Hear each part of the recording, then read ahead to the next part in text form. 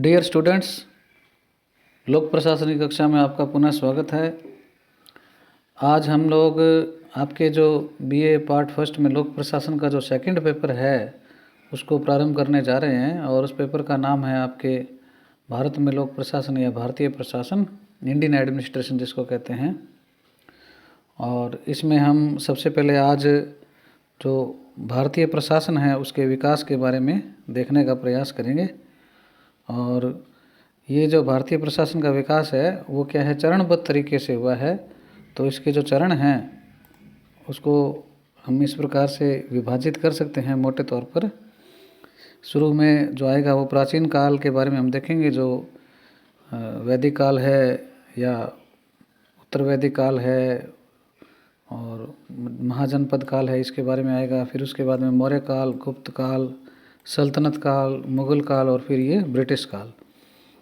तो ये इस प्रकार से क्या है, आज़ादी से पूर्व का करीब 4-5 हज़ार साल का हमारे पास जो भी साक्ष्य है भारतीय प्रशासन के संबंध में, उसको क्या है विभिन्न कालों में क्या है विभाजित किया गया है। तो सबसे पहले हम जो प्राचीन काल है उसके बारे में थोड़ा देख लेते हैं। जो ये प्राचीन काल का मतलब ये भारतीय प्रशासन जो है उसका उल्लेख हमारे को क्या है, वेद, पुराण, उपनिषद, गीता और जो संहिताएं हैं, स्मृतियां हैं, उनमें हमारे को क्या है इसका उल्लेख मिलता है प्रशासनिक व्यवस्था का उस वक्त की। तो उसमें जो प्रशासन का जो स्वरूप था वो क्या है, राजतंत्रात्मक था। और उसमें क्या है, लोक कल्याण को महत्व देने वाला राजा ही क्या है शासन कर पाता था, क्योंकि राजा का जो चयन है वो क्या है समिति नामक संस्था द्वारा किया जाता था। वह क्या है नागरिक संस्था थी। और ऋग्वेद काल में प्राय बड़े बड़े कबीले होते थे। एक राजा के अंडर में क्या है एक या एक से ज़्यादा कबीले होते थे। राजा का पद जो था वो नैतिकता से परिपूर्ण था। और राजगद्दी संभालते समय राजा को ये शपथ लेनी पड़ती थी कि यदि मैं जनता के हितों के विरुद्ध कार्य करूं तो मेरा और मेरे वंश का क्या है नाश हो जाए। तो इस प्रकार से वो एक शपथ लेते थे। और बौद्ध ग्रंथों के अनुसार प्राचीन जो भारत था उसमें काशी, जिसको बनारस है, कौशल, अवध है, वर्तमान नाम जो हैं उसके, अंग पूर्वी बिहार में है, मगध क्या दक्षिण बिहार में है, मलक गोरखपुर में है, अवंती मालवा में है, सूरसेन, पांचाल, कंबोज, वत्स, चेदी, कुरु, मत्स्य, विराटनगर, नागरा, जांगल प्रदेश, अर्जुनायन, माध्यमिका, ये क्या है गणराज्य थे। गणराज्य की समिति राजा को पद से हटा भी सकती थी। राजा को उसके कार्यों में सहायता प्रदान करने के लिए सभा भी थी एक। और इस सभा में पुरोहित का प्रमुख स्थान होता था। ग्रामीण हितों की रक्षक तथा गांव के निवासियों का प्रतिनिधि जो था उस वक्त क्या कहलाता, ग्रामीण कहलाता था। जो राजा को यथा आवश्यक जैसे भी है ज़रूरत के हिसाब से क्या है वो परामर्श प्रदान करता था।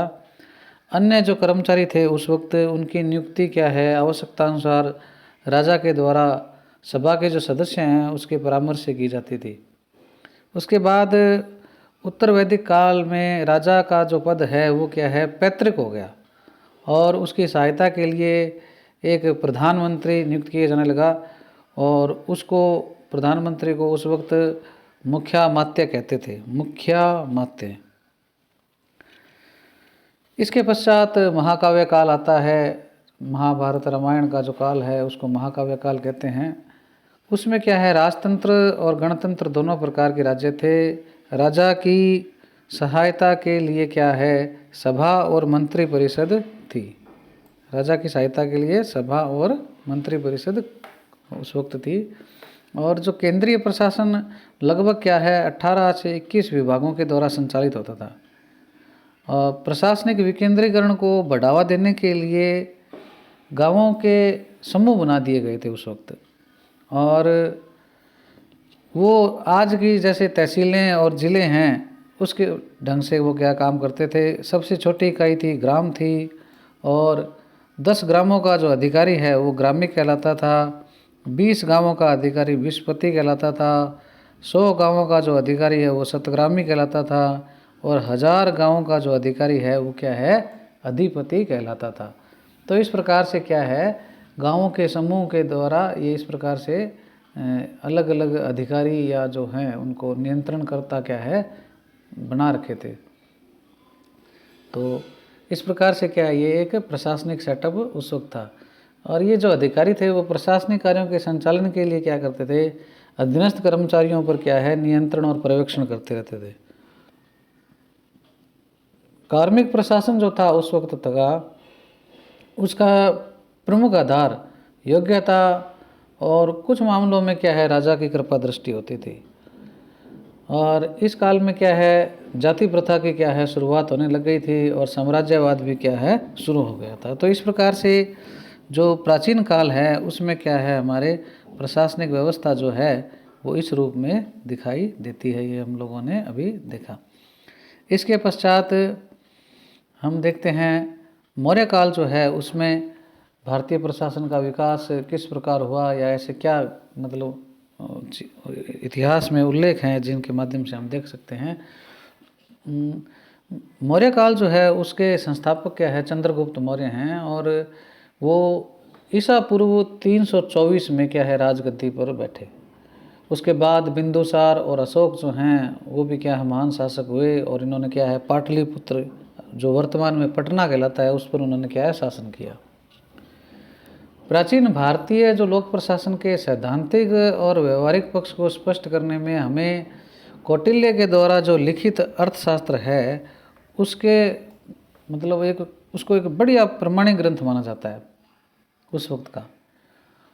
और ये जो कौटिल्य हैं जिनको हम चाणक्य या विष्णुगुप्त भी कहते हैं, ये क्या है, मौर्य वंश के जो संस्थापक चंद्रगुप्त मौर्य हैं उनके प्रधानमंत्री थे वो। और ये जो अर्थशास्त्र जो एक पुस्तक है इसमें क्या है, 15 अधिकरण हैं, 180 प्रकरण हैं, 150 अध्याय हैं और 6000 श्लोक हैं। तो इनके विशाल समूह का ये एक क्या है, ग्रंथ है। इस ग्रंथ में राज्य सत्ता, प्रशासन, कानून, राजा का अपने पड़ोसी देशों के साथ मित्रता, युद्ध, रहस्य का मतलब जो जासूसी है, इन्वेस्टिगेशन वगैरह है, और जादू टोने, उसे लेकर कूटनीति तक की क्या है, सभी सार गर्भित क्या है, व्याख्याएं की गई है। कौटिल्य ने क्या है, अर्थशास्त्र में 4 विद्याओं का उल्लेख किया है। पहली है आन्वीक्षिकी, उसको हम दर्शन व तर्क कहते हैं। उसके बाद दूसरी त्रयी है जिसमें धर्म, अधर्म और वेदों का ज्ञान है।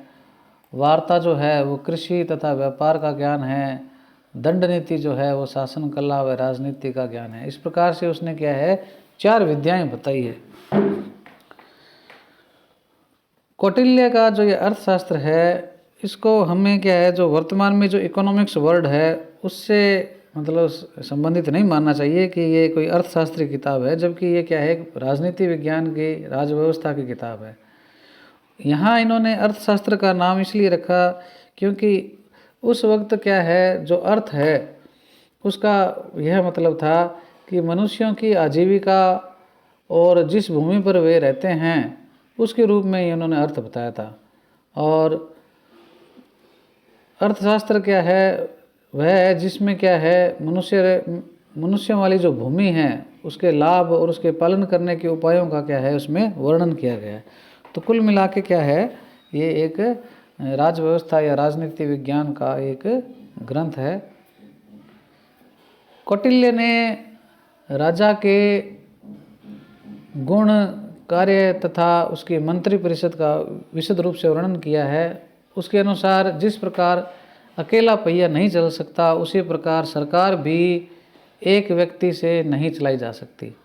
अतः राजा को योग्य मंत्रियों की नियुक्ति करनी चाहिए लोक कल्याण, विदेश नीति, आंतरिक सुरक्षा, कर्मचारी तंत्र, आय और व्यय, दंड तथा न्याय इत्यादि पर विस्तार पूर्वक लिखते हुए कौटिल्य ने मौर्यकालीन भारतीय समाज एवं प्रशासन का संपूर्ण एक आउटलाइन दिया। इसमें कौटिल्य ने लिखा है कि राजा को चाहिए कि वह मंत्रियों, राजदूतों, सेनापतियों तथा कोतवाल इत्यादि को स्वविवेक से निर्णय लेने के लिए सत्ता का प्रत्यायोजन करे। कौटिल्य ने कानून के दो प्रकार बताए हैं, एक धर्मस्थ जिसको सिविल लॉ कहते हैं और एक कंटक शोधन जिसको कहते हैं क्रिमिनल लॉ। तो जो आपराधिक मुकदमे हैं जो वो तो क्या है कंटक शोधन के माध्यम से होते हैं, और इस प्रकार से जो दूसरे मामले हैं तो वो क्या है लड़ाई झगड़े के इस प्रकार से जो भी हैं सामान्य जो मुकदमे हैं वो सिविल लॉ के माध्यम से हल होते हैं। न्याय की स्थापना के लिए प्रत्येक गांव या जनपद में संधि, 10 गांवों पर संग्रहण, 400 गांवों पर द्रोणमुख, 800 गांवों पर माध्य तथा समूचे जनपद के लिए सर्वोच्च न्यायालय की व्यवस्था उन्होंने क्या है सुधारी थी। तो ये क्या है उन्होंने क्या है इस प्रकार से एक न्यायिक व्यवस्था के बारे में बताया था। और उन्होंने यह भी बताया कि एक के बजाय 3 न्यायाधीशों के न्यायिकों की आवृत्तियाँ दी जाएंगी। जैसे आजकल बेंच सिस्टम होता है सुप्रीम कोर्ट में, हाई कोर्ट में बेंच जो होती है उसमें एक से अधिक न्यायाधीश होते हैं, उसी प्रकार उन्होंने भी बताया था कि जो निर्णय दे उसमें क्या है एक न्यायाधीश न दे बल्कि 3 न्यायाधीश वार्ता करके या आपस में एक विचार विमर्श के द्वारा क्या है एक निर्णय दिया जाए। और राजा की आय को बढ़ाने के लिए उन्होंने क्या सुदृढ़ आर्थिक नीति पर जोर दिया है, और अर्थशास्त्र में क्या है मिश्रित जो अर्थव्यवस्था है उस पर बल दिया गया है। इसके अलावा मौर्य काल में राज्य की रक्षा के लिए साम, दाम, दंड भेद, माया, इंद्रजाल जिसको जादू कहते हैं, और उपेक्षा को क्या है मान्यता दी गई है। कूटनीति तथा जासूसी को राज्य के लिए महत्वपूर्ण मानते हुए कौटिल्य ने क्या है राजा को सलाह दी है कि वह मंडल सिद्धांत के अनुसार शत्रु को अपना मित्र बनाए। तो उन्होंने क्या है कूटनीति के लिए क्या है मंडल सिद्धांत दिया था। मौर्य काल में भी क्या है भ्रष्टाचार का बोलबाला था, क्योंकि स्वयं कौटिल्य लिखते हैं कि सरकारी सेवा में रहते हुए राजकीय धन में गबन नहीं करना उसी प्रकार असंभव है जैसे कि जीभ पर रखे शहद या चीनी को न चखना। इस ग्रंथ में पहले, दूसरे, 5वें, 6ठे भाग में जो 6ठा भाग है पहला, दूसरा, 5वां, 6ठा 1, 2, 5, 6 ये क्या है लोक प्रशासन से संबंधित है। कौटिल्य के अर्थशास्त्र से प्राचीन भारत में लोक सेवाओं के महत्व तथा कार्मिक प्रशासन जो है उसकी क्या है समसामयिक जो संरचना है उसका हमारे को आभास होता है। कौटिल्य ने राजा को 20 से 25 तक विभागों की स्थापना का परामर्श दिया है। उसमें क्या है भंडार, लेखा, राजकोष, खनिज, कृषि,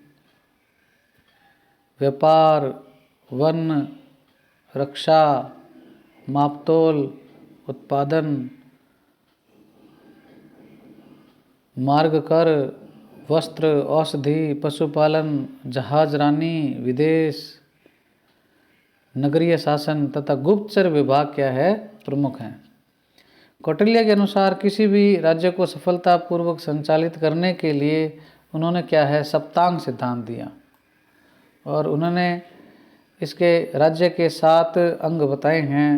स्वामी जिसके अंतर्गत राजा है, अमात्य यानी मंत्री, जनपद यानी राज्य का जो क्षेत्र है वो जनपद है, दुर्ग अर्थात किला, कोष का मतलब वित्तीय व्यवस्था, दंड अर्थात सेना, और मित्र अर्थात सहयोगी राजा। यानी राजा, अमात्य, जनपद, दुर्ग, कोष, दंड और मित्र, ये क्या है, 7 अंग माने गए हैं। मौर्य काल में जो वरिष्ठ अधिकारी हैं उनको क्या है, तीर्थ कहा जाता था। और इनके अलग अलग कार्य थे, जैसे मंत्री हैं वो परामर्शदाता था, पुरोहित का धर्म का अधिकारी था, सेनापति सेना का प्रमुख था, युवराज जो है वो राजा का पुत्र कहलाता था, द्वारिक जो है वो महलों का रक्षक है, अंतर्वेशिक जो है वो राजा का सुरक्षा अधिकारी है, प्रदेष्टा जो है उसको मजिस्ट्रेट या दंडनायक कहते हैं। वर्तमान में जो अपने एसडीएम है और आईएएस जो हैं, आरएएस आईएएस जो हैं वो दंडनायक हैं, मजिस्ट्रेट है। तो उस काल में क्या है, आरएएस आईएएस जो हैं वो क्या कहलाते थे, प्रदेष्टा कहलाते थे। समाहर्ता जो है वो राजस्व एकत्र करता, बजट निर्माता का अधिकारी था। सन्निधाता जो है वो आयुक्त था, कोषाध्यक्ष था। नायक जो है वो नगर का रक्षक कहलाता था। महापौर नगर का मुखिया। कार्मांतिक खानों का या जो लोक उपक्रम हैं, उद्योग धंधे जो हैं उनका वो प्रभारी था। मंत्री परिषद अध्यक्ष जो है एक प्रकार से समन्वय करता था। दंडपाल रक्षा विभाग का अधिकारी था। दुर्गपाल किलों का रक्षक था।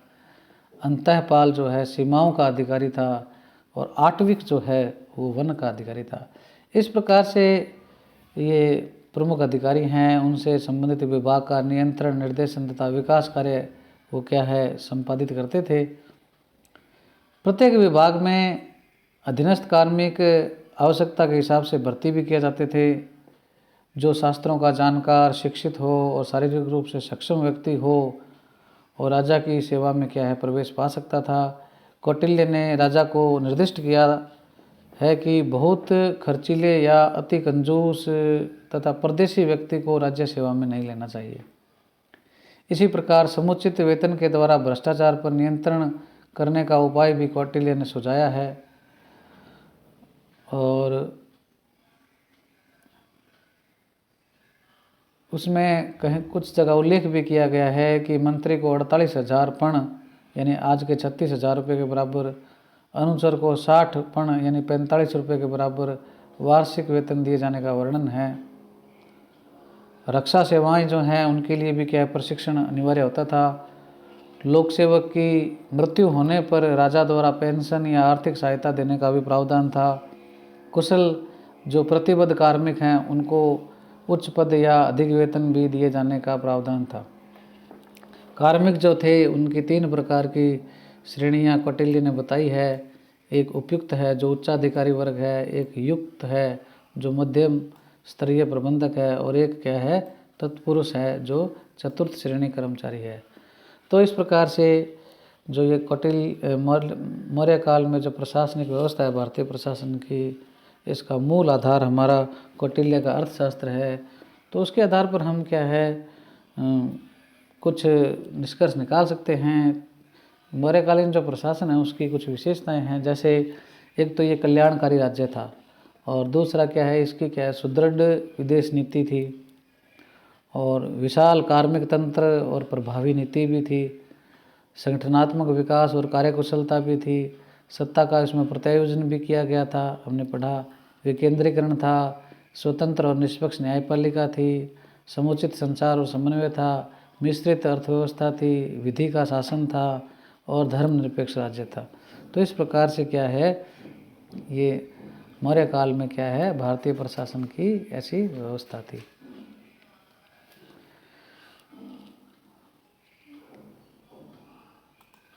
इसके पश्चात गुप्त काल जो है उसमें भारतीय प्रशासन की व्यवस्था को हम देखते हैं।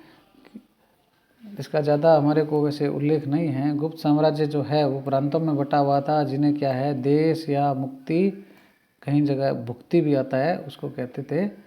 साम्राज्य प्रांतों में था, प्रांतों को देश या मुक्ति कहते थे। जैसे अभी हमारा जैसे जो राज्य है ना, तो उस जमाने में क्या है, देश या मुक्ति कहलाते थे। देश के प्रशासक भोगिक, भोगपति, गौप्त, उपरिक महाराज तथा राजस्थानिक कहलाते थे। प्रांतों को प्रदेश को विषय में केंद्रित किया हुआ था। गुप्त काल का जो विषय है वो आज के जिला के समान था। विषय के कार्मिक क्या कहलाते थे? विषयपति कहलाते थे, कुमारमात्य तथा महाराज कहलाते थे। ये अलग अलग नाम है अलग अलग जगहों में। वैदिक काल की सबसे छोटी इकाई ग्राम थी, जिसमें ग्रामिक महतर या भोजक अधिकारी कार्यरत रहता था। तो ये गुप्तकालीन क्या है? व्यवस्था है। इसके पश्चात सल्तनत काल जो है उसमें जो है प्रशासनिक व्यवस्था निम्न प्रकार से थी। सल्तनत काल जो है कुतुबुद्दीन ऐबक से क्या है प्रारंभ होता है 1206 में, और इब्राहिम लोदी 1526, यानी जब तक मुग़ल शासन की स्थापना नहीं होती तब तक क्या है ये सल्तनत काल माना जाता है। और ये दिल्ली पर इनका आधिपत्य था, दिल्ली का ये सल्तनत काल है। और इसमें क्या है अलग अलग वंश हुए हैं। पहले गुलाम वंश आया कुतुबुद्दीन ऐबक का, फिर खिलजी वंश आया, तुगलक वंश आया, सैयद वंश आया, फिर लास्ट में क्या है ये लोधी वंश आया। तो अलग अलग वंशों ने क्या है करीब 300 वर्षों तक क्या है दिल्ली पर शासन किया, और ये क्या है सल्तनत काल कहलाता है। ये जो थे ये क्या है मुस्लिम शासक थे, और सत्ता में क्या है मुस्लिम धर्म तथा शरीयत का क्या है स्पष्ट प्रभाव था। इसी समय से क्या है तुर्की, अरबी और फारसी भाषाएं जो है उनका भी क्या है भारतीय प्रशासन में या भारतीय जो जीवन शैली है उसमें क्या समावेश हो गया। आज भी बहुत सारे फारसी शब्द न्यायालयों तथा प्रशासनिक संस्थाओं जो हैं उनके द्वारा बोले और लिखे जाते हैं। सल्तनत काल में शासक जो है वो अपने पूर्व क्या है सुल्तान शब्द का क्या है प्रयोग करने लग गया था। सुल्तान प्राय धार्मिक, निरंकुश और महत्वाकांक्षी प्रवृत्ति के होते थे सल्तनत काल में मसूद। सुल्तान को प्रशासनिक कार्यों और महत्वपूर्ण निर्णयों में सहायता देने के लिए प्रमुख लोगों की परिषद होती थी, जिसे क्या है मजलिस ए आम या मजलिस ए खलवत कहते थे। धार्मिक मामले जो हैं वो उलेमा द्वारा नियंत्रित किए जाते थे। केंद्रीय प्रशासन में दीवान ए विजारत वित्त मंत्री, दीवान ए अर्ज रक्षा मंत्री, दीवान ए इंसा शाही प्रवक्ता या कार्मिक मामलों का मंत्री था, अधिकारी था। सचिव को दबीर कहा जाता था, और अमीर ए दाद लोक अभियोजक था, सरकारी वकील था, पब्लिक प्रोसिक्यूटर। अमील जो है वो राजस्व अधिकारी था। बारबेक या अमीर ए हजीब ये शाही अदालत का अधिकारी था। काजी ए ममालिक राज्य का न्यायाधिकारी था। फौजदार लेखाधिकारी था, और कोतवाल। तो ये इस प्रकार से क्या है प्रशासनिक अधिकारी या मंत्री जो भी कहें हम, ये ऐसी व्यवस्था इसमें थी। तो ये क्या है सल्तनत कालीन क्या है प्रशासनिक व्यवस्था है। और जो दिल्ली सल्तनत है उसको क्या है प्रांतों में बांटा हुआ था, जिसके अधिकारी जो हैं प्रांतों के अधिकारी वली, मुफ्ती या नायब कहलाते थे। सबसे छोटी इकाई जो थी वो गांव थी सल्तनत काल में, और गांवों का जो समूह है वो क्या कहलाता परगना कहलाता था। परगनों का प्रशासनिक नियंत्रण जो है वो फौजदार के द्वारा किया जाता था, फौजदार। और आवश्यकता के अनुसार सैनिक व अन्य कार्मिक भी भर्ती किए जाते थे। सैनिकों व कार्मिकों को जागीर या नगद धनराशि के रूप में वेतन दिया जाता था। उस वक्त जो तांबे का सिक्का था वो जीतल कहलाता था, और चांदी का सिक्का क्या है टंका कहलाता था। 6 जीतल के बराबर एक शासकनी सिक्का भी क्या है उस वक्त प्रचलित था। और दिल्ली सल्तनत काल के दौरान ही दक्षिण भारत में क्या है विजयनगर साम्राज्य भी क्या है पल्लवित हो गया, जिसकी प्रशासनिक व्यवस्था जो है वो आधुनिक कल्याणकारी राज्य के समकक्ष थी। राजा कृष्णदेव राय के काल में क्या है मंत्री परिषद तथा प्रांतों के नायक जो हैं मिलकर वो क्या राजा को परामर्श देते थे। और कार्मिकों के पद नाम मौर्य काल की भांति क्या संस्कृत वाले थे। तो इस प्रकार से क्या है ये सल्तनत काल से संबंधित प्रशासनिक व्यवस्था है। इसके बाद हम मुग़ल काल और ब्रिटिश काल को देखेंगे। आज का हमारा क्लास इतनी ही है। आपको इससे संबंधित किसी भी प्रकार की जिज्ञासा या जानकारी लेनी हो तो आप मुझसे व्हाट्सएप पर संपर्क कर सकते हैं।